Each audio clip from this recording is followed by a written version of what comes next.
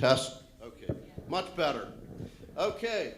Ladies and gentlemen, thank you for being here for this installment of the Fayetteville Technical Community College Community History Lecture Series. For those of you that don't know me, I am Dr. Daniel Stewart from the FTCC Department of History and Humanities. And today it's my honor to host this event. Today's lecture marks the second time that we've had the privilege of partnering with the Lafayette Society of Fayetteville. And by the way, just to make a quick pitch, I'm a member of it.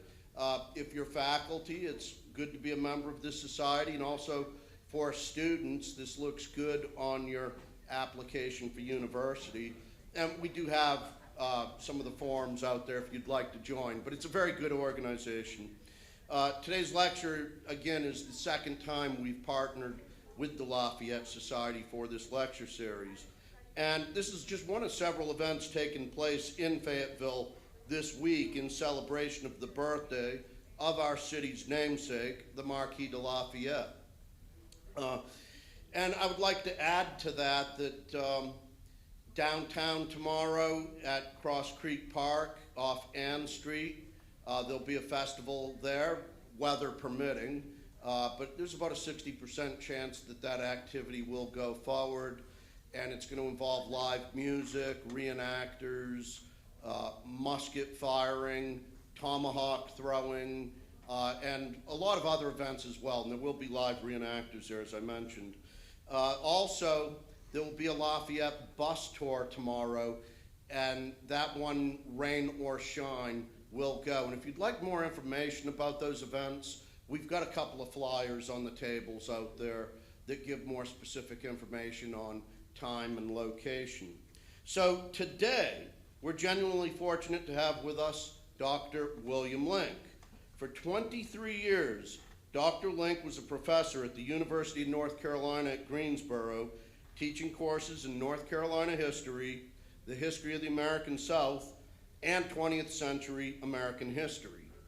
In 2004, he became the Richard J. Milbauer Chair in Southern History at the University of Florida, a position he held until his recent retirement. During these years, Dr. Link has authored no less than 12 books on the history of the American South, and the most recent of which is Frank Porter Graham, Southern Liberal, Citizen of the World. And that is the subject of today's lecture. So, ladies and gentlemen, let's give a big warm welcome to Dr. William Link.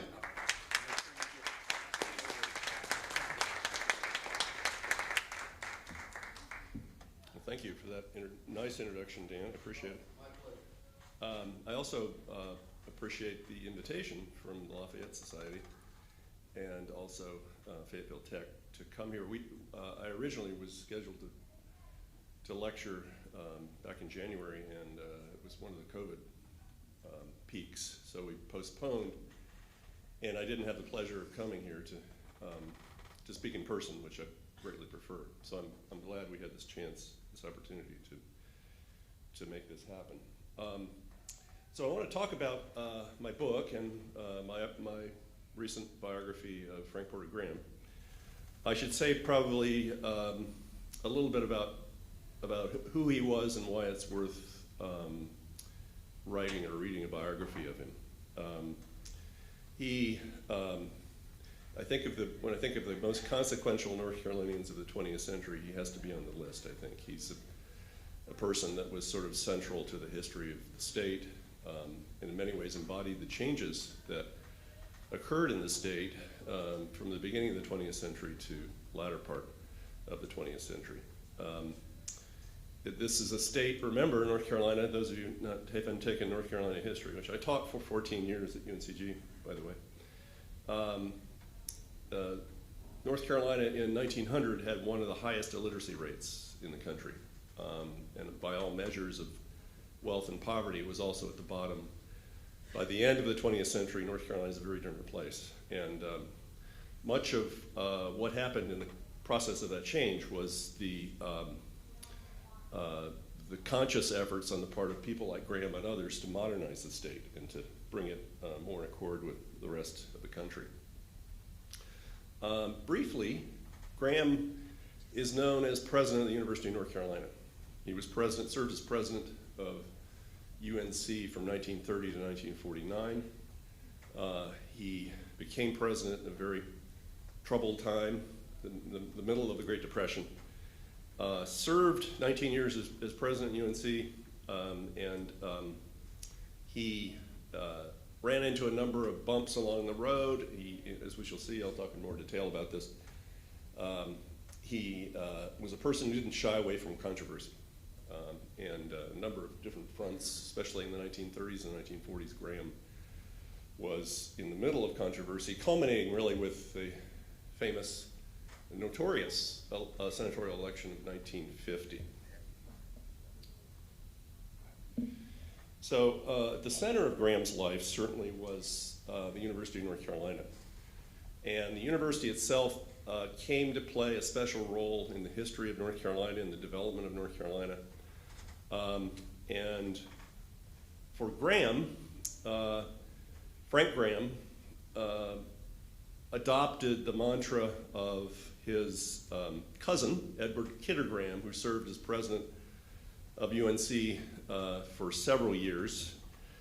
Graham is quoted, Edward Kidder Graham is quoted as saying this: "We hope to make the campus coextensive with the boundaries of the state, and while keeping the standards of university instruction and scholarly research on the highest plane, to put the university in warm, sensitive touch with every problem in North Carolina life, small and great." So the mantra here that E.K. Graham articulated and Frank Porter Graham adopted was to make the university a vital part of the development of the state. And this became, in a sense, Frank Graham's life's work. I've got a clip here I wanted to play of and the power, the capacity of industrialism and electricity to build a civilization that perhaps could be nobler in its human relations, both interracial and industrial. Oops, I did something there. Of slavery and the power and the capacity of industrialism and electricity to build a civilization that perhaps could be nobler in its human relations, both interracial and industrial and prophetically international of any people in the Union or on the earth. And that's my vision, that's my hope for the South.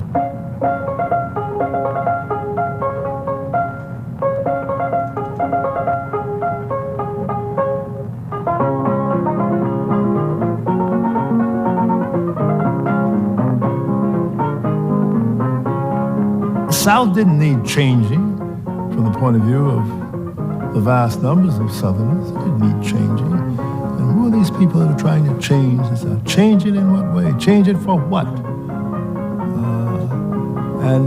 I think that to the extent that he wanted to change the South, he incurred the enmity, the wrath of large numbers of his own fellow North Carolinians. Okay, so that's just a little clip. Hearing Graham's voice, I think, is sort of important there.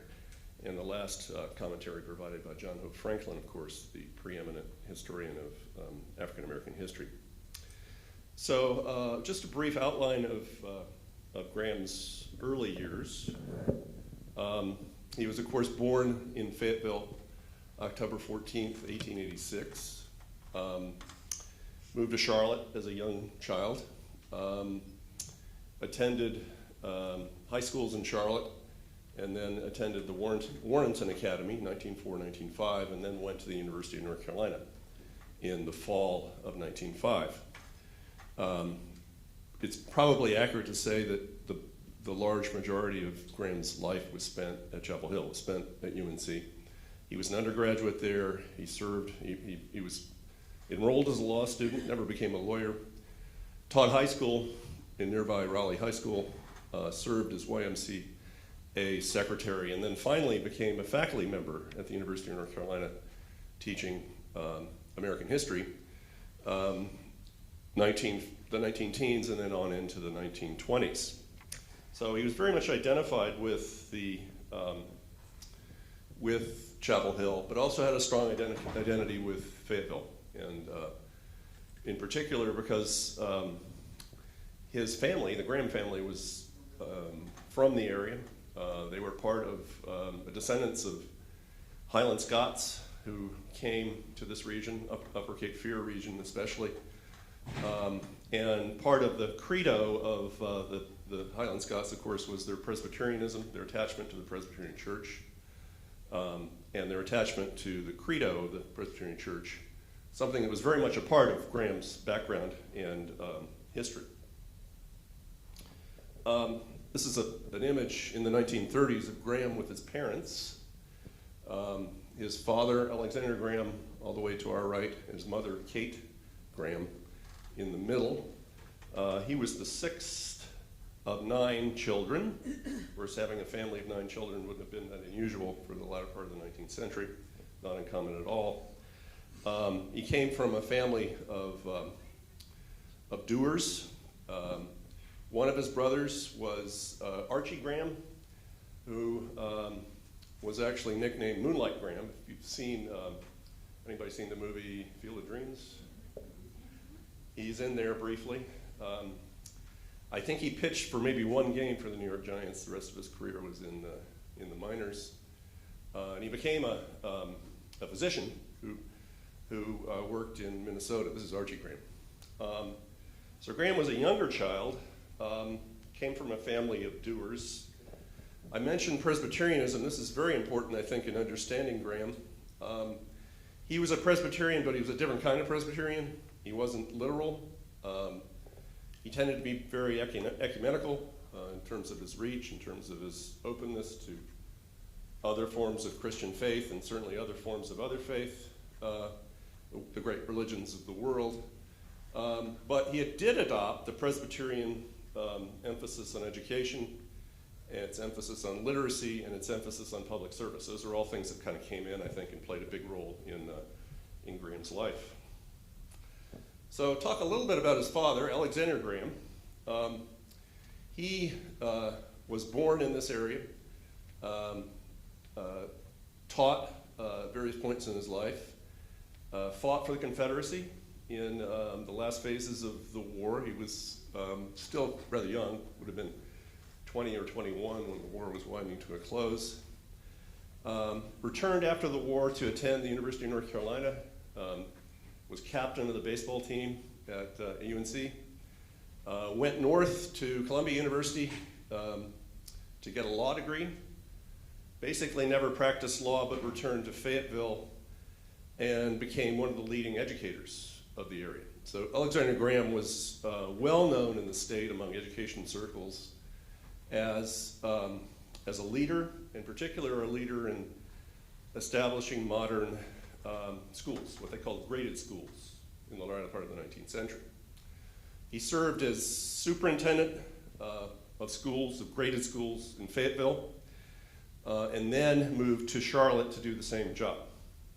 His father, obviously, Frank Graham's father, Alexander Graham, had a tremendous influence on him, and particularly conveying this kind of ethos of education, this new belief among North Carolinians at the end of the 19th century and early 20th century that the way forward for the state was through schools, was through education, through literacy, and through building up school facilities, especially the University of North Carolina.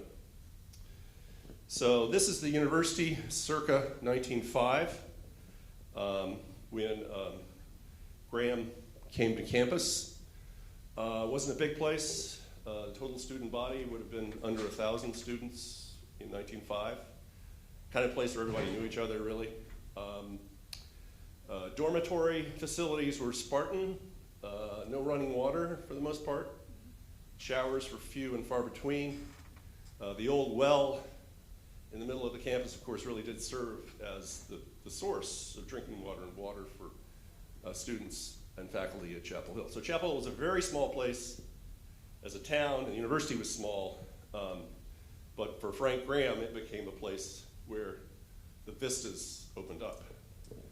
This is his yearbook shot in 1909 edition when he was a senior. Lots of stuff he did. Graham was a joiner. He was a person who constantly got involved in things, not particularly extroverted in some respects, but very much a people person. He worked as class president at one year. He served as editor of the Daily Tar Heel, the student newspaper, and he became involved as well, to the extent that he could, in athletics. Here's a shot of the freshman baseball team at UNC in 1906. That'd be his freshman year, obviously. And Frank is, well, we can make him out, but, oops. What did I do?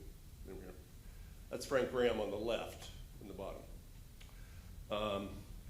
Frank Graham had a lot of aspirations, athletic aspirations, but he was small, small statured, and never really wanted to accomplish much in athletic fields. And so Graham became, in his years in Chapel Hill, became a tremendous cheerleader for the popular sports that existed at UNC. This would include football, but also baseball. Baseball was a big sport in the early part of the 20th century. Now, religion for Graham, I think, is very important in understanding the man. Presbyterianism, but particularly this phenomenon, the social gospel. Social gospel was a view of Christianity, of social Christianity, which emerged at the end of the 19th century and the early 20th century. And the basic premise of the social gospel was the kingdom of God that appears in the Christian Bible was a kingdom that was going to happen now, that could be created now. Humans, in other words, could produce a more perfected society. And the role of Christians, according to people that followed the social gospel, was to ameliorate or smooth out the rough edges of the Industrial Revolution. This was a kind of practical Christianity, in other words, that applied Christian principles to the new situations of the early 20th century, especially the Industrial Revolution. Graham became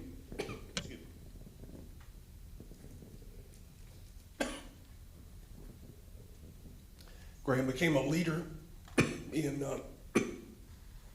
the social gospel.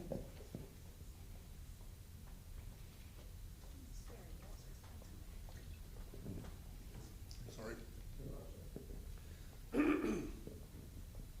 And when he was responsible for bringing this guy, John Mott, who was probably the most important figure in the YMCA movement of the early 20th century. And Graham brought Mott to the UNC campus in 1914. And very much the Y served as a kind of arm of the social gospel at the university. Y played a very important role on campus at UNC. In the latter part of his term at the Y, Graham promoted a program in race relations, which was really in its infancy. But the idea here, taking baby steps, was that perhaps racial justice could be found through a common kind of Christian background. And in particular, this guy, W.D. Weatherford, began a program for college students that would expose white college students to African Americans in the community. So this is just baby steps. But for the time, early 20th century, this represented some effort toward racial justice. And it's probably the first time, it's safe to say, that Graham began to think about race, what race meant, what racial justice meant. Very important piece of his later development. So, the story of Graham really is the story of a small-town boy who learns about the world. And By the 19-teens, Graham had reached out into the world. He'd left the small towns of the South, attended the Columbia University. Oh, thank you. Appreciate that. He attended Columbia University, received an MA, 1915 to 1916. Spent a year in New York City, which is sort of the big thing for a North Carolina boy. He became a U.S. Marine, 1917 to 1919. He was very eager to join the Marines. His older brother David, was a Marine who was killed, actually, in the early stages of the war, American involvement in the war in 1918.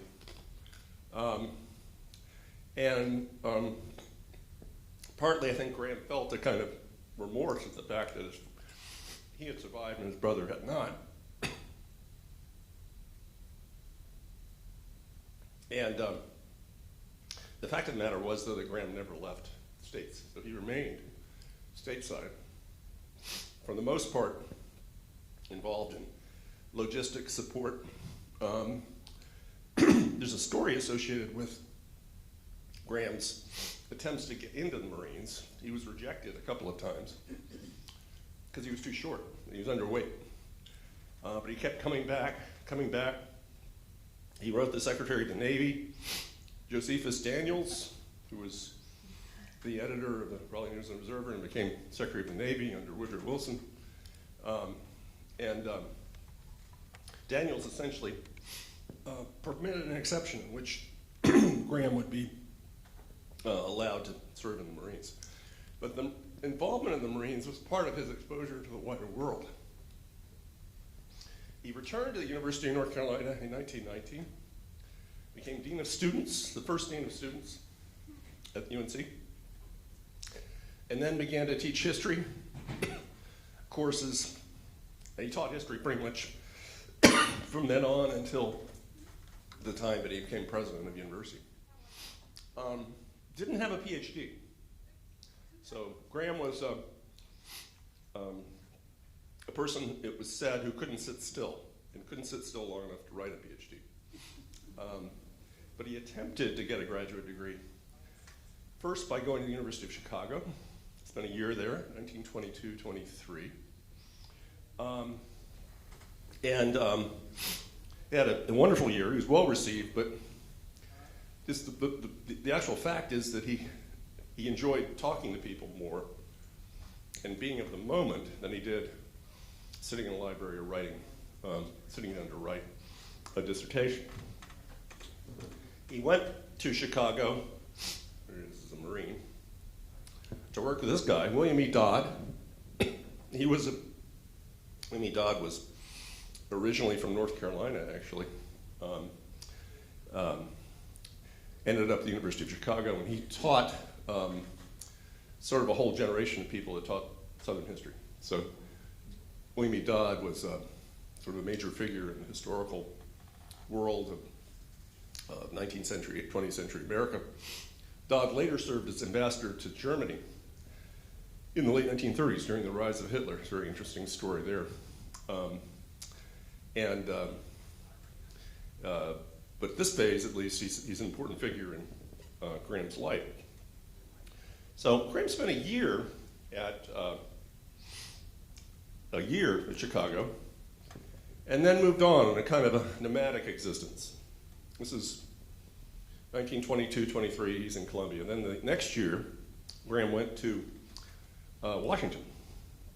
He received a grant, studied at the Brookings Institution, which is one of the leading liberal think tanks in Washington, still is today.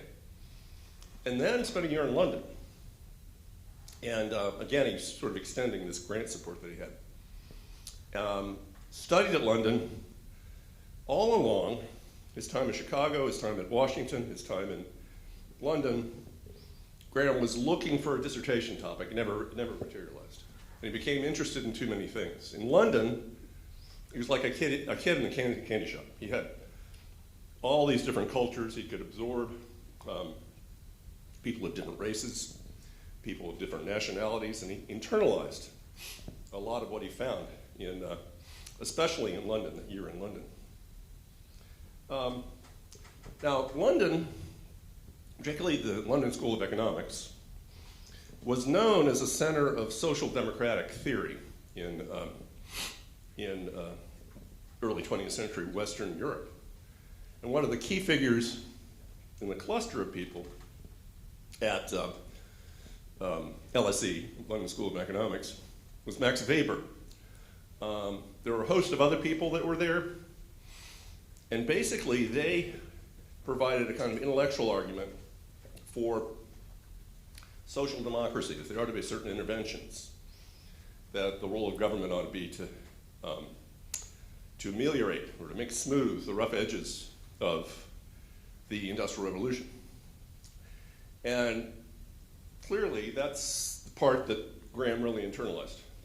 He became a social democrat, concerned with the rough edges of the Industrial Revolution, concerned with all the problems at home, the problems of poverty, the problems of undereducation, the problems of labor, especially labor.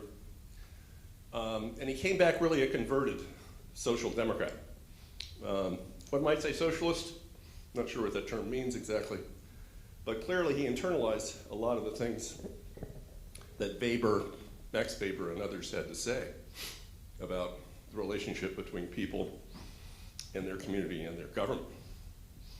In a sense, Graham became a sort of activist here in the mid-1920s when he returned, finally, to the University of North Carolina without a PhD in 1925, the fall of 1925.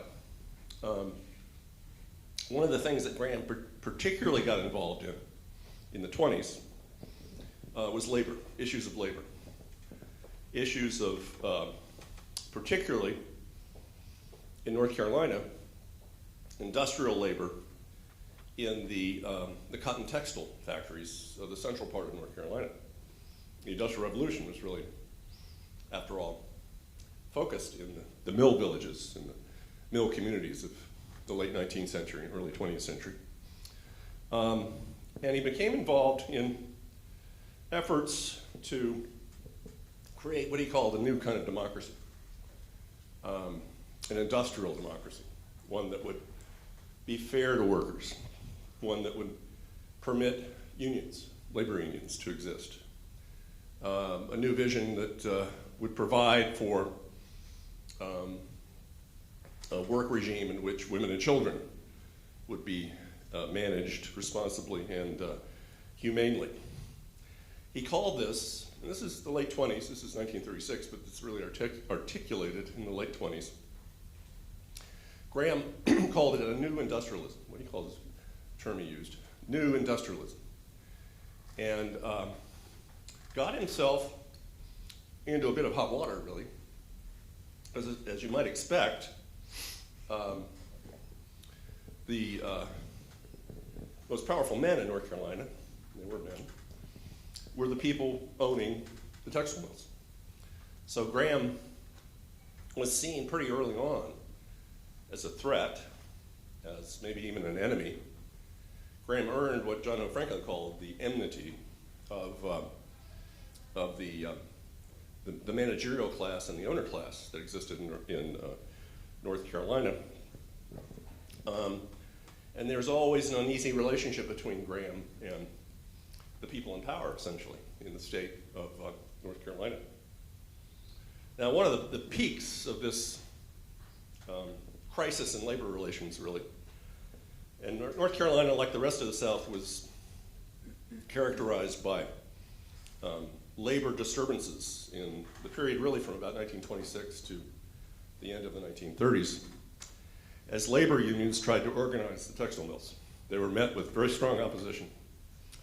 And the biggest strike, the most fantastic strike of this era, was the one that occurred in Gastonia in 1929, in which a union attempted to organize this huge mill in Gastonia. And the union happened to be a communist union. So it was the Communist Party of America. And the whole thing kind of blew up. There were various phases to the strike, but Gastonia, which of course is right near Charlotte, in some respects sort of the heart of the textile industry, Gastonia became the scene of this. Became the scene of this industrial conflagration. And Graham sided with the workers. And he sided with the side that opposed the most powerful people in North Carolina. This is something they didn't forget. So all this leads up to Graham. If you think about Graham, of course he was a student at UNC and graduates by his early 20s.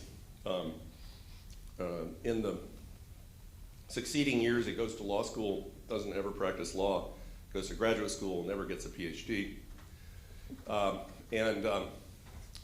He's not a young man. By 1930, he's 44 years old. And was elected the president of the University of North Carolina. He was a faculty member, and in those days, presidents came up through the ranks very often. Not the case so much anymore. And he served 19 years in this capacity. As I mentioned earlier, these weren't easy years. These were tough years. Middle of the Depression. The stock market crash, of course, took place in 1929. The state saw a calamitous drop in revenue, how much money they'd have. And year after year, from the time that Graham was president all through the 1930s, he faced cuts, which were devastating in many respects. And his faculty took roughly about a third pay cut on what they earned. This wasn't just losing pay increases, it was actually cuts. So it was a very, very troubled time. One of the things the legislature attempted to do in 1930-31 was to consolidate the main campuses, the senior public institutions, white institutions that is, into a single University of North Carolina. And so this first process of consolidation occurred right when Graham came on the scene. He had to arrange and orchestrate the two other campuses, NC State and Greensboro, which was of course women's college, or became women's college, and had to do that in a way that was going to work for all these three institutions. Not an easy thing. Some of what he did was not popular. He was probably the most controversial thing that Graham was involved in was the removal of the School of Engineering from the University of North Carolina and its location at NC State. Very unpopular with UNC Carolina alums, as you might expect. So he was elected in June of 1930, president of the University of North Carolina. He had insisted that he didn't want to be president. I think he meant it. But out of the blue, his friends were able to orchestrate his election, and he was inaugurated. College presidents are elected to the position and typically inaugurated. They have an inauguration on November 11th, 1931, at Kenan Stadium, actually. This is a picture of him at his inauguration. I wanted to say a few things about what he talked about in his inaugural address. So you had the inauguration ceremony, and then you had a speech by a few people, but also a sort of an inaugural address by the new president, Frank Graham. One of the key things that Graham articulated here was what he called the freedom of the university from political interference. Without freedom, there can be no university, he wrote. Freedom in a university runs a various course and has a wide meaning.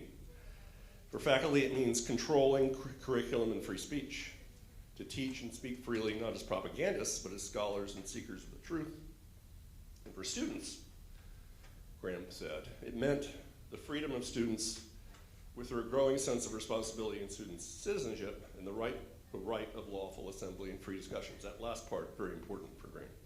Lawful assembly and free discussions.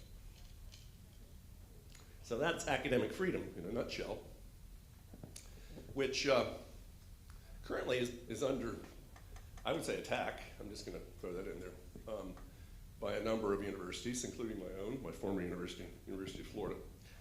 But it was a cornerstone of what Graham's program or his approach as president was going to be. He was going to protect the university, protect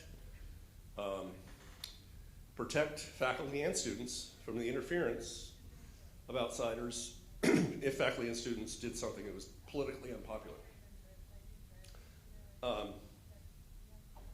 So protecting the university from political influence, political interference, became a key component of what Graham wanted to do as university president. It was also part of his approach with students. Graham was a student-oriented college president. He, every Sunday from the 1930s through 1949, he would hold a gathering, an open house, at the president's house there in the middle of Chapel Hill. And students could come for open discussion with Graham. Here's an image from the 1940s. You can tell it's not today because people have ties on. He was really remarkable in his dealings with students. He was constantly on campus. He knew students by their name. He could call students by name. He knew all of them. He had a photographic memory for names. Remarkable memory, really. He had one encounter where he ran into a former student in one of his classes, sort of in the mid-30s probably, at a train station, and was able to tell who that student was and who that student sat next to in the class that he taught. I don't think I could do that. I love teaching, but something went on in my brain all the time that once they were gone, you sort of forgot their names. He didn't have that problem. He also had a great compassion for students. He lent his own money to students during the 30s. In fact, he was admonished, criticized by the Board of Trustees because they told him, you shouldn't be lending this money out like this. If his students didn't have a place to live, he'd put them up in his house. At one point, he had 5 students living at the president's house. Very unlike college presidents today, I can tell you. I'm here to tell you for sure. But students, particularly students' ability to have free discussion was very, very important for Graham. Whatever the topic, if it's unpopular, on the right or the left, the way to discover the truth is to air it out. That was Graham's whole ethos. He was also, I think, decidedly a non-bureaucratic university president. He had very small staff. I don't think the university was public universities in those days were as complicated as public universities are now. But he worked constantly, and the load of correspondence in his papers is just extraordinary, the amount of work he was able to do. But he worked with a very, very skeletal staff. Key figures would include Robert Burton House, Bob House, who was kind of his right-hand man. House was a classicist, but a real country type. He would go in talks with the community and play his harmonica, typically, to kind of warm the audience up. House was folksy, probably more conservative than Graham, but a person that he trusted innately. William Carmichael, Billy Carmichael, better known as Billy Carmichael, was the finance guy for Graham starting in about 1940. Carmichael was more politically conservative. He was seen as a check on Graham, but Graham developed this kind of effective working relationship with Carmichael in the latter part of his presidency. And then finally his wife, Marion Drain Graham. Graham didn't get married until his mid-40s. So trustees thought he should have a wife. He thought he should have a wife. And he had a couple of unsuccessful attempts, but finally was able to court and successfully woo Marion. interviews that I have with various people that knew Marion, they frequently describe her as a person of great patience. To have a husband like this who was constantly gone or at gatherings didn't have your attention, it was sort of a trying thing for a wife to deal with that. She brought order to his life. She ran the finances and was a key part of kind of the team advising him.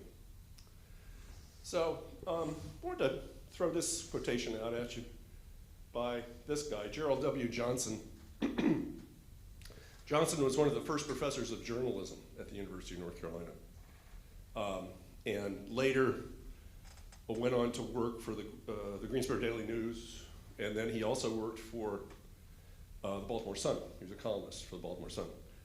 An admirer of Graham's, to be sure, but this piece that he wrote in 1942 I think is quite apt in describing Graham and the relationship of Graham to the people of North Carolina. He was the best loved man in the state, but he was also the best hated man there, both among emotions he has richly earned. And that's a key part of Graham, I think, is this willingness to stick himself out there. If there was an ideal or there was a principle involved, Graham would do it no matter the consequences. Some years ago now, I wrote a book on Bill Friday, who was, of course, a successor to Graham, sort of a protege of Graham's in many ways. But Friday was much more cautious. Friday would not, on issues that would polarize, he tended to look for a middle path. Graham looked for the right way to do things, and do things on principle.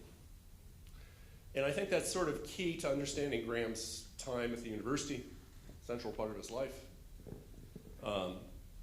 His gravitation toward controversy, his adoption really of a social democratic or liberal philosophy, and particularly in the 1930s, his record is one in which he's becoming into conflict with on a number of issues.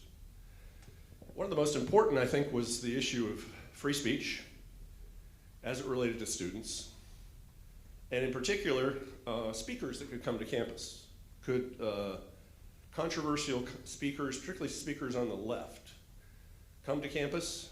And how was the university supposed to treat that? If a student group invited a particular speaker, should they be allowed to do that? Graham's position was, free speech is great. That's how we air out ideas. In November of 1931, Langston Hughes visited the University of North Carolina. Langston Hughes was one of the big figures in the so-called Harlem Renaissance. Probably the most important African-American poet of the 20th century. And in 1931, he did a tour of campuses, for the most part historically black campuses, but he did come to the University of North Carolina. And UNC had never had an African-American speak in a building on campus. Langston Hughes came, and his visit went without incident. So in a sense, things were going to work, but the problem was that Hughes was invited by sort of a group that was seeking controversy. The two students in particular organized a new magazine, literary magazine called Contempo. Milton Abernathy was one of the students, and Tony Butita was the other. They founded what became the Intimate Bookstore. Those of you that were around in the 60s, 50s, and 60s will remember the Intimate. And it became sort of a salon for radicals, cultural radicals, and political radicals as well. There was some sort of hint of communism influence here as well. It's hard to sort of decipher. So Contempo invited, Abernathy and Butita invited Hughes to come, and they also invited him to contribute to their magazine, Contempo, which was published out of their dorm room. But somehow they were able to attract people of this scale. William Faulkner, for example, had contributions to Contempo.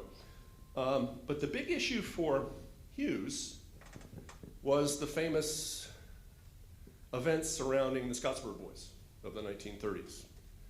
These were African-American teenagers, male teenagers, who were accused of raping 2 white women on a train that they were riding. They were railroaded. They weren't lynched, but they were railroaded toward a death sentence, and it became a cause célèbre for Americans in the 1930s, the Scottsboro Boys. And Hughes used this opportunity to attack the way that Southern whites had treated these young boys. They really were young. They were teenagers, barely 15 or 16 years old. Contempo became, in other words, a place that was a vehicle that was going to challenge a number of things. Here are the Scottsboro Boys. And the case was adopted by the Communist Party, so it became a cause célèbre that the Communist Party was promoting. They were in Gastonia, the Communists were, and they were also involved in Scottsboro in Alabama. And it was part of a drive by the Communist Party to organize the South that ultimately failed, but it was a big piece of what they wanted to do.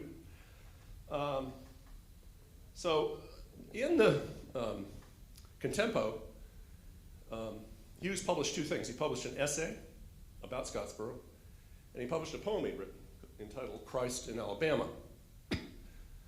Christ is an N-word, beaten in black, oh, bear your black. Mary is his mother, mammy of the South. Silence your mouth. God's his father, white master above. Grant us your love, most holy bastard of the bleeding mouth. N-word Christ on the cross of the South. So this is pretty incendiary stuff, I mean, for 1931.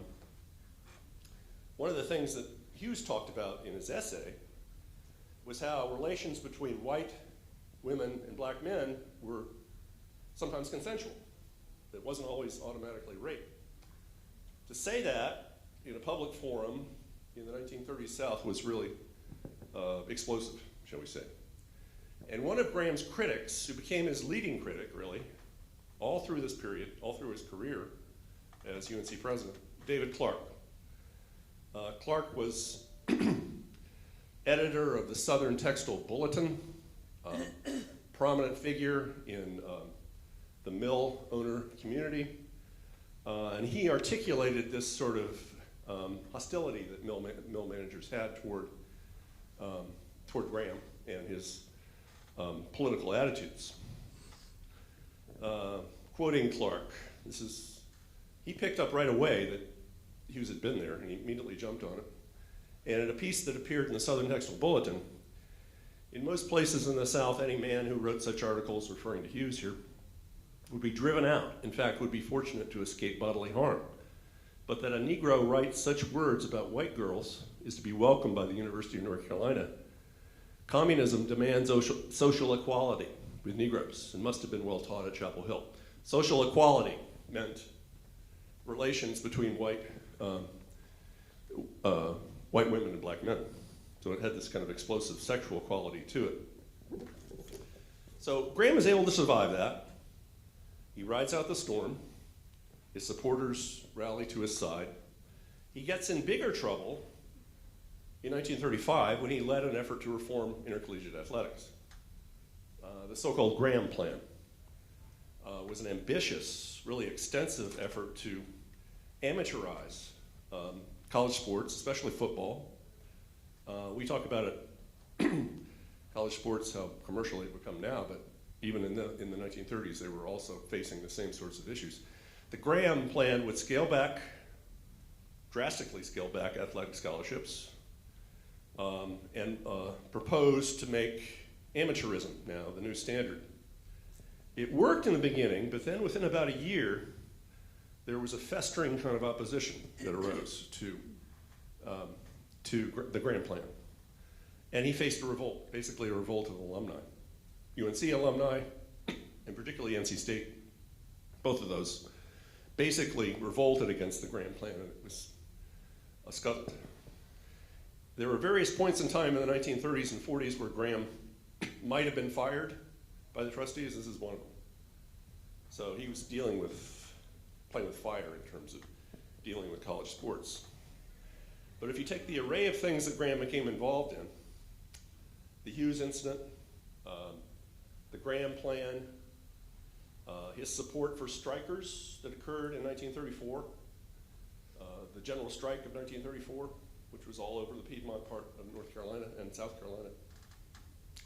All these things were polarizing, and maintaining his support in this environment was a real challenge. By the mid-1930s, Graham became more of a national figure. I want to talk about that. He was a university president, but he was also a major figure in North Carolina and the South as one of the leading participants in the New Deal of the 1930s. He became close to Franklin Roosevelt, became seen by FDR as one of the leading allies of the New Deal, and also close to FDR's wife, Eleanor Roosevelt. As most of you know, Eleanor was the real liberal in the family, and she sort of hosted people on the left, sort of filtered them, and transmitted the information to FDR, sort of remained aloof from these details. One of the things that Eleanor was involved in was racial justice. Here, Eleanor's with Mary McLeod Bethune, one of the leading black women of the of 20th century America, really, leading black club women, and also a figure, educator in the South and in the nation. He was also close to Southern New Dealers, Southern supporters of the New Deal, who were beginning to emerge in the late 1930s. These two people in particular are very important. On the right, Clifford Durr, D-U-R-R, and on the left, Virginia Foster Durr. They were from Alabama. By the mid-1930s, both of them were associated with the New Deal.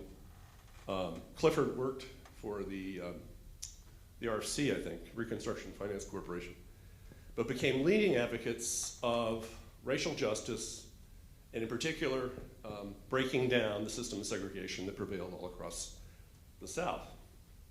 There are good examples of many other examples. One of the things that Graham got involved in, he got involved in a lot of stuff, signed his name to things, joined things all the time, was the Southern Conference for Human Welfare, which was organized in 1938 and became the first biracial organization devoted to racial justice and reforming the South generally. Graham was president of the Southern Conference for 4 or 5 years. Increasingly, I think it has to be said that one of the most problematic areas that Graham dealt with was race. How do you achieve racial justice? This is a person who thinks in terms of a kingdom of God, who thinks in terms of a perfected society, and who believed in racial justice, who believed that segregation was wrong, but he worked for an institution and a state that required segregation, required white supremacy. How is he going to deal with it? And early on, Graham was tested. 1933, the Hokad Case involved an attempted application to the University of North Carolina by an African-American student, Thomas Hokad. He was rejected on the basis of race, and the case then went to trial. It was the first time that the NAACP became involved in litigation to desegregate colleges. This person here, William Hastie, argued the case. Hastie was probably one of the leading figures in the core of African-American lawyers that existed in the NAACP, and the litigation that was taking place, really accentuating and increasing in the 1930s and 1940s, leading up to the Brown decision of '54. Hastie was a Harvard graduate, one of the leading lawyers in the country. He later became a district court judge and a federal appeals court judge, the first African-American to hold either of those positions. He argued the case in Raleigh. So the case was heard in Raleigh, but it becomes the first time that Graham really had to confront what it meant to deny admission to someone on the basis of skin color. The case was decided against Hokad, expect. But it set an enormous sort of precedent. And interestingly, Graham was in conversation with NAACP leaders, people like Walter White, who was the head of the NAACP at that time. Graham was in correspondence, and the whole correspondence was amicable. I think Walter White, the NAACP, saw Graham as an ally. And Graham clearly conveyed the fact that this is what I have to do as president of the University of North Carolina. I don't have any choice. And moreover, his position about the issue of race in the university was that it was a legal matter and that it had to be resolved legally, had to be done through constitutional change and through changes in the law, or by the courts, which is ultimately what happened, of course, with the Brown decision of '54. That's 1933. The matter of race does not go away. In fact, Hokad kind of opens the door to people testing the regime. There are a number of important cases that begin to emerge in the 1930s. Among the most important was the Gaines case.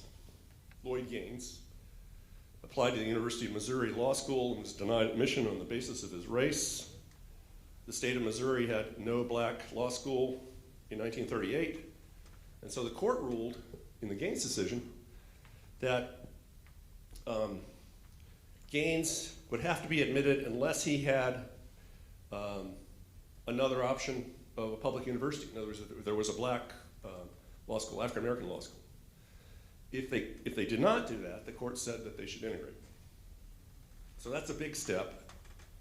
And it leads to a furious effort on the part of a number of Southern college university presidents to upgrade HBCUs, particularly what becomes North Carolina Central University, which was in those days called North Carolina College for Negroes, and to establish a law school there.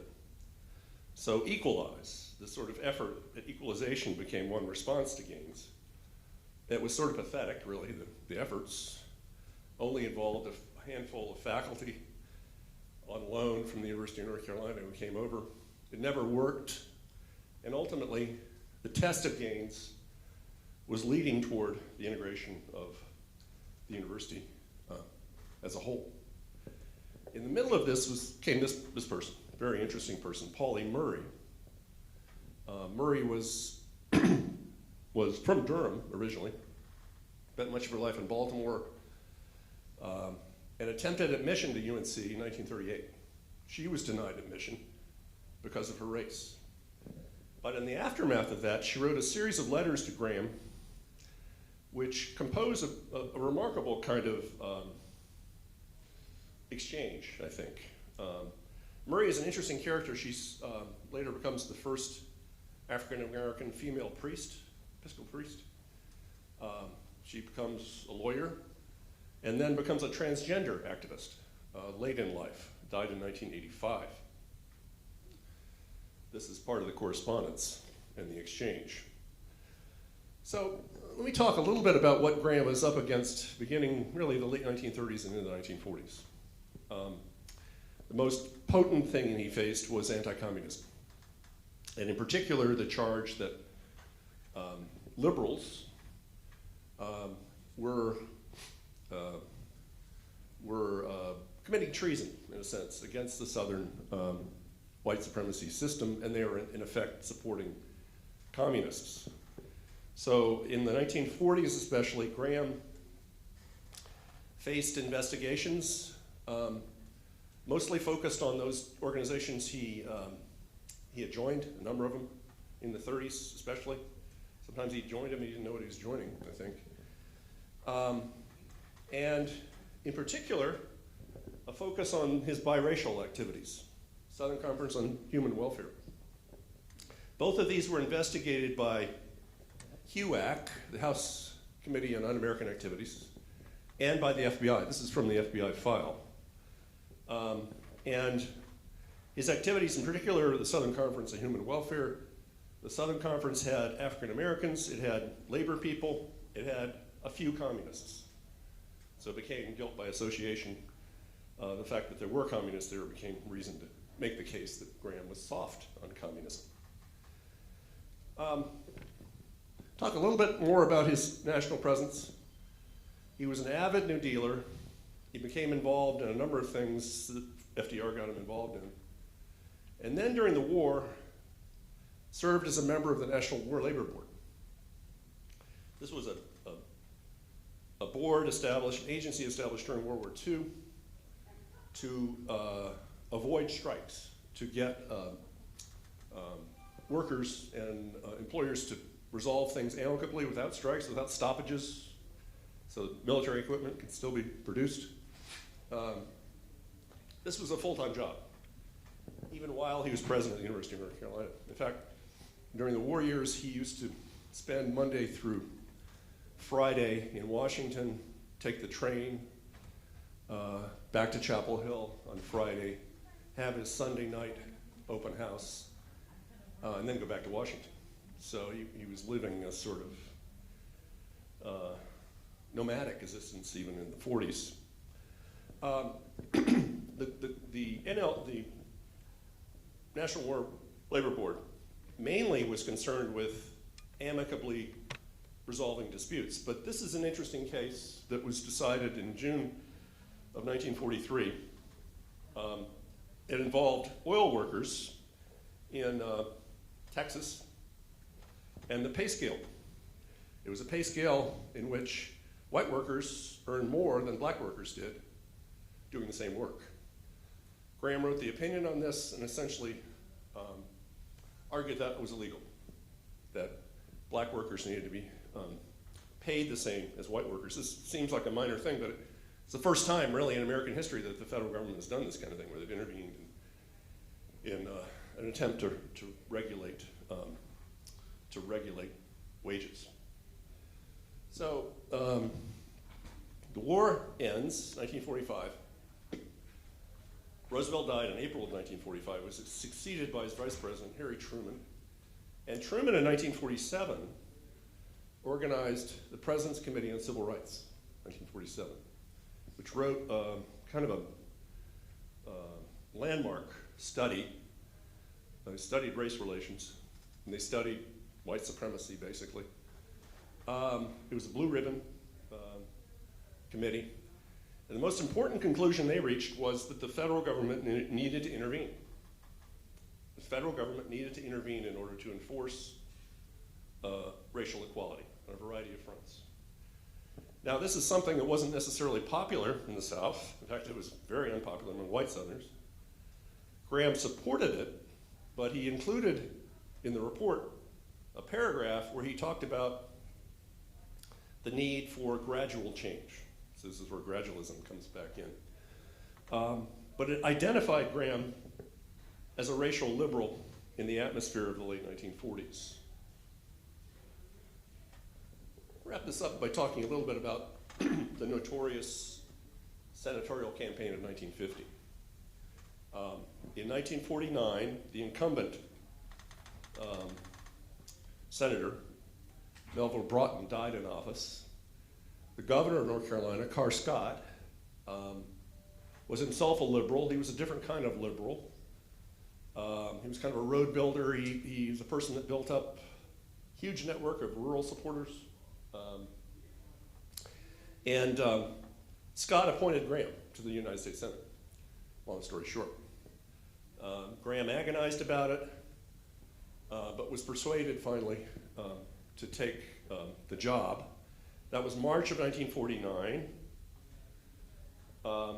There's Graham in the latter part of March at the President's house at UNC giving his last speech before the campus community. As it turned out, Graham liked being a senator, loved it. But he was not a person really well adapted to the realities of politics, I would say. And the campaign of 1950 really exposed his weaknesses, political weaknesses. This was one of the nastiest campaigns in the history of the state. Graham was accused of being soft on segregation, that he wasn't adequately supportive of segregation. And he was opposed by Willis Smith, who was a Raleigh attorney. Remember, this is a primary campaign. In those days, you just had one party. It was just the Democratic Party. And the party, the person that got the nomination was effectively going to be the person holding the office. So Willis Smith challenged Graham in the primary of 1950. This is May of 1950. In the first primary, Graham exceeded Smith's vote, but there was a third candidate, Robert Reynolds, who drew away enough votes so that Graham didn't have a majority, and it required a majority. You had to have a majority, otherwise it was going to be a runoff. So the second primary took place in June of 1950, and in that election, Graham lost by about 14,000 votes. But more importantly, it was the kind of things that emerged in the campaign. It was run on race issues. It was the first time in a while, certainly in the 20th century, in which race became a kind of dominant theme. That if you supported Frank Graham, you were going to support somebody who was weak on segregation. If you supported Frank Graham, it was a slippery slope, and you begin to see, heaven forbid, you begin to see white and black people, children going to school together. A host of things, opening the gates, according to the way this broadside portrayed it. And there were a lot of sort of scurrilous things that emerged. One of the things that supposedly was circulated in the campaign, second primary especially, was a doctored photo showing his wife Marion dancing with a black soldier. Again, that kind of explosive, sort of instinctive component of white supremacy in the early 20th century. Okay, so Graham is defeated in 1950, leaves the Senate in 1951. In the last phase of his life, from 1951 until 1967, thereabouts, Graham became globally interested, particularly with the United Nations. The United Nations was created during World War II. When he was still president of the University of North Carolina, he became a mediator in Indonesia, 1947-48. Still president, of course, of the UNC. And this involved Indonesia's attempt to become independent, essentially. One of the things that Graham sort of grasped, I think, very fully in this case, and then later on in the Indian subcontinent, was the global nature of race. That race was a global thing. It wasn't confined to North Carolina. It wasn't confined to the United States. It was a global thing. And colonization, colonies like Indonesia, was a Dutch colony, were examples of a kind of racial structure that had been established. Graham came to believe this through experience. He achieved a breakthrough in January 1948, which sort of paved the way for Indonesian independence from Holland. In 1951, he moved to the UN in a formal capacity. He became the official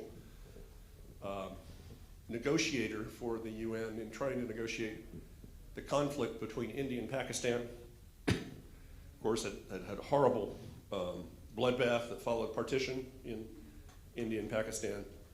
And Kashmir was really the flashpoint. It's still the flashpoint, where Muslims and Hindus are totally in conflict. So again, there's Frank Graham in his late 60s, traveling back and forth. He made 5 trips to India in the 1950s. The reality is that he accomplished very little.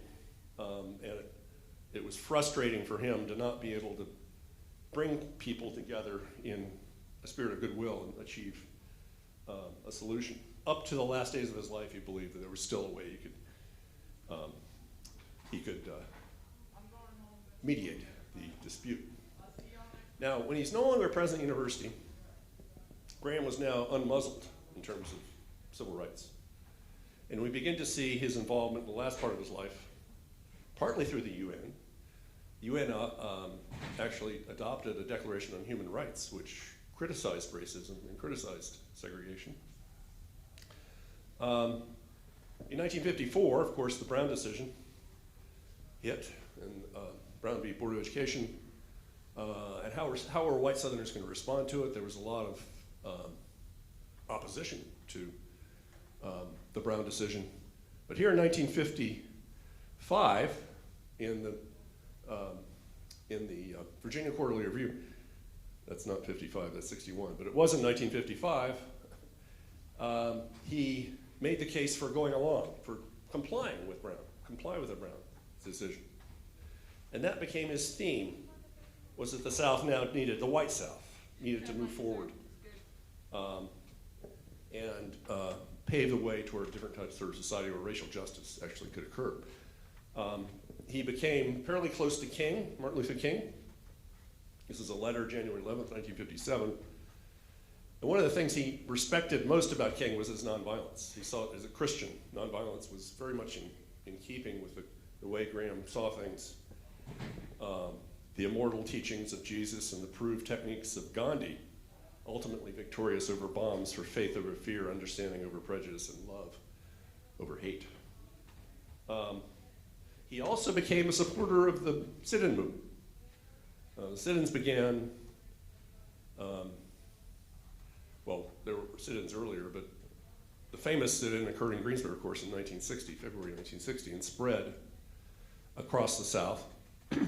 Graham praised the students and made the case that people should stand with them. And again, it was nonviolence. It wasn't a matter of violating the law, but simply affirming the law, even though they were desegregating. The law held that facilities should be desegregated. In this world of tensions, this is Graham writing in this piece here, world of tensions between the races in both hemispheres, there's more of a need of perspective and understanding for the reduction and elimination of racial prejudice and injustice. Group prejudice and racial discrimination are not the original creation or private monopoly of any people. So again, it's global, the way he sees things. It's global.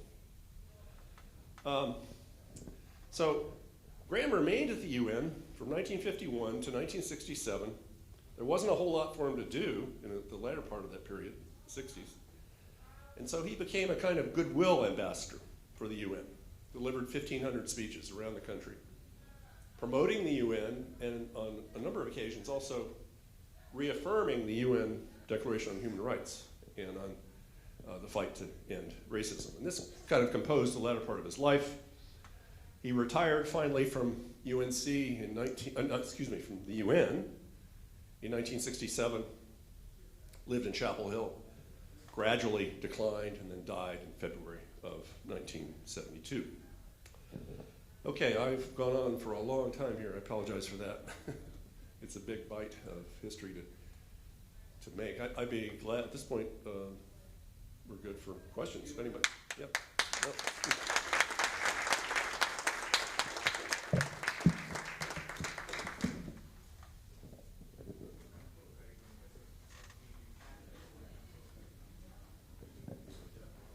What was controlled curriculum? In colleges, you said that there was a statement saying that you wanted freedom of thought and expression, and that it said controlled curriculum. I just didn't understand what it meant.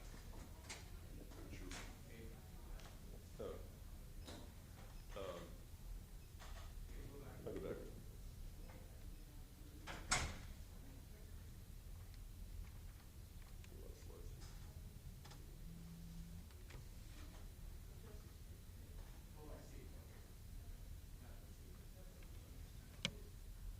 Yeah, I think that Graham was very big on student self-government, honor code, for example, but he wanted students to do their own policing, their own regulation of what was said or was not said. It should be up to them, not faculty interview. Is that, yeah. Way back there. Oh, I think I can talk loud enough. I have the bookstore downtown, and I carried Dr. Link's book, and I had a friend who I went through school with who read one of my postings about it. He lives in New Orleans now, and he wrote me that his father was the first Jewish man hired as a professor in Chapel Hill in the 30s. And he and his family always had a warm spot in their heart. everybody in the family bought the book, but they loved that about him and recognized that he was equal rights for everybody. Yeah, that's very true. I think in the case of Jewish people, he didn't face state restrictions or state requirements that prohibited Jewish students from attending. And one of the things that UNC came to be known for in the 30s was a larger number of Jewish students, because they were being restricted. Jewish students were being restricted from admission to Ivy League colleges. So a large number of them came. My parents were both students at the University of North Carolina in the 30s. They remember that. And he was very insistent on including Jews, both in terms of admissions, but also housing. There was an instance in which he discovered that there was segregated housing for Jewish students, remarkably, and he put an end to that. The famous case, of course, was the medical school dean who had established a quota for Jewish students, and Graham fired him, basically. I mean, he was a nice guy, but he had this iron side to him. But certainly anti-Semitism was a big piece of the thing that he was fighting against. It was part of, it's a good example of what he would have liked to do, I think. You know, had he had the freedom of movement with the issue of racial integration. Good point.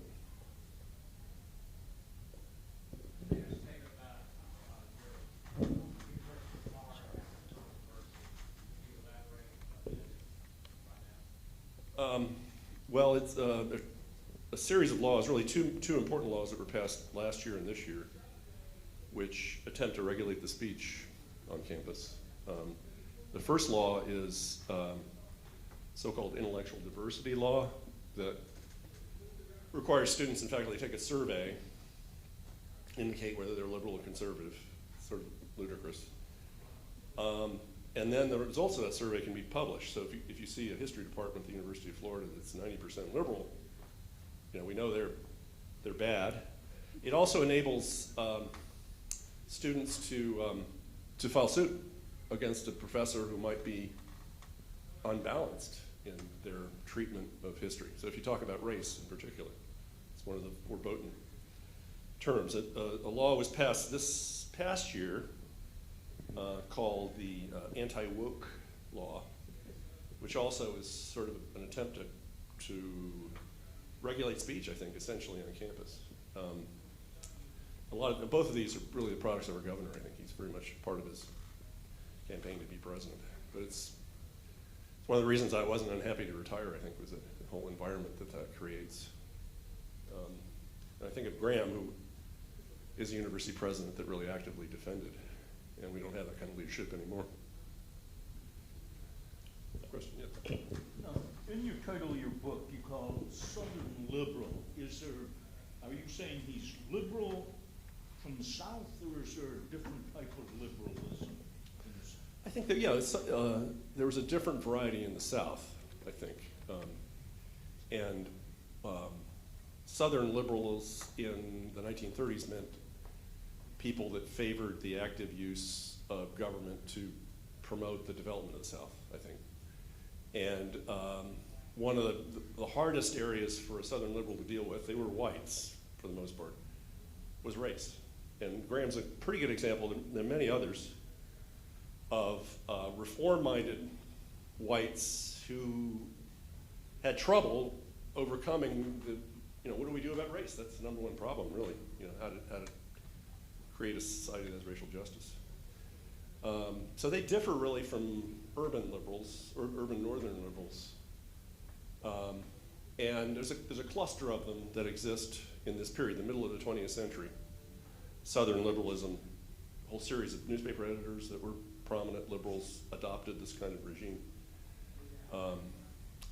And the term becomes fairly common in parlance in the 30s and 40s especially. Yeah, I wanted to kind of put a plug in for another book. It's called To Drink from the Well by a lady named Nita Gabor, and it's about the University of North Carolina, Chapel Hill, but it's a bigger treatment of this whole dynamic, and Frank Graham is in there with Bill Friday and everybody else. But anyway, that's another book where you can get some more perspective of it. But I think you skipped over something I thought was interesting, that we kind of have to blame Frank Porter Graham, I think, for an interesting, I was going to say darker, but interesting segment of our history in North Carolina, because if I'm not mistaken, in the Willis Smith campaign, that's really the thing that got Jesse Helms started. And so we can blame Frank Porter Graham, I think, because of his progressive stance. He poked the bear, and that's kind of how Helms got started, and then got into, I think he was like an aide for Smith or something like that, and that's when he got into DC and figured out he could have some power. Yeah. I wrote a biography of Helms too, so I'm sort of full of the Helms, a lot of which I want to forget. But yeah, but Helms becomes known as the sort of the dark master, or the evil. Yeah, well, yeah, exactly. In 1950, I think that's an exaggeration, though. I think he was young, but he was very good on opposition research. So he, along with this guy Hoover Adams, dug up the dirt, the so-called dirt that they were going to use on Graham. Actually, Graham knew Helms. I mean, he knew him pretty well, actually. He tried to recruit him to work in his campaign. Helms decided not to.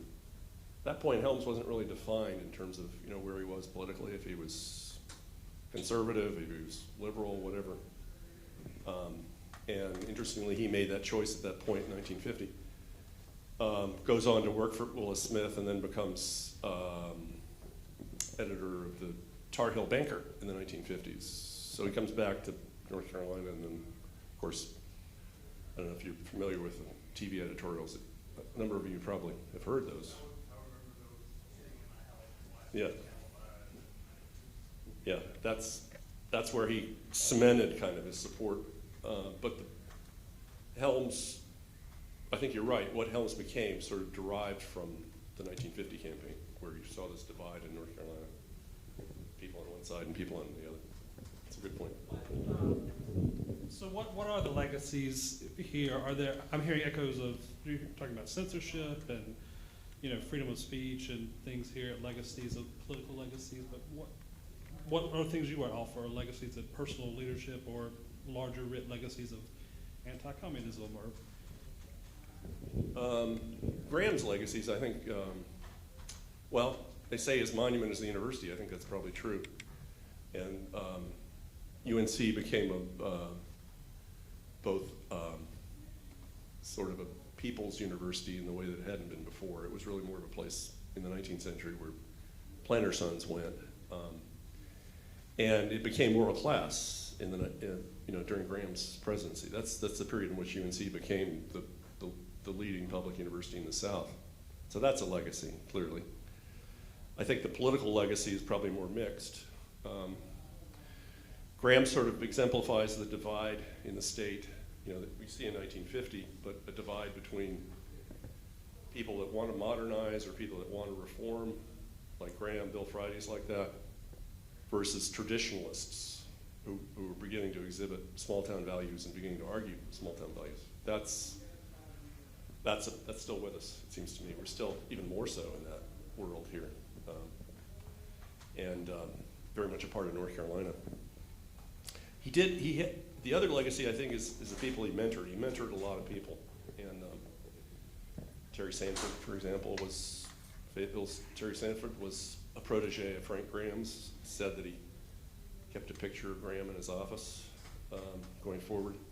And he had a whole kind of, he still does, there's still people around that were mentored by Frank Graham. So, some examples.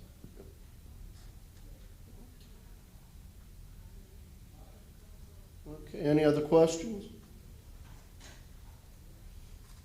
Okay, if there's no other questions, folks, let's give them a big round of applause.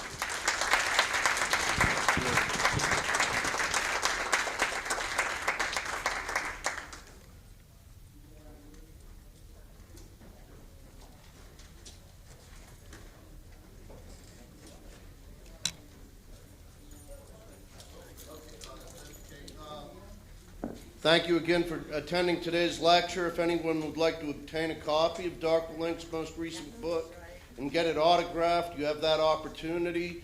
We have a few copies left outside for sale. One final note, there are other events taking place tonight and tomorrow. Tonight, the Lafayette Legacy at Davis Library of Methodist University. The Lafayette Trail Tour tomorrow from 8 to 11, which will occur rain or shine, starting at the Museum of the Fayetteville Light Infantry, and Camp Lafayette tomorrow from 10 to 2 p.m. at Cross Creek Park off Ann Street, weather permitting. Also, I understand there are a few tickets left for the Lafayette Trail Tour. You might want to check with Hank Parfit outside on that. Thank you.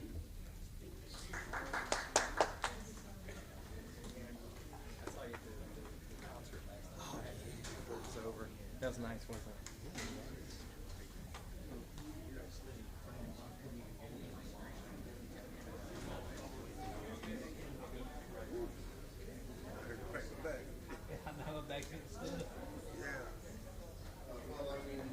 I don't know, for about 30 minutes, because past an hour, what a perfect.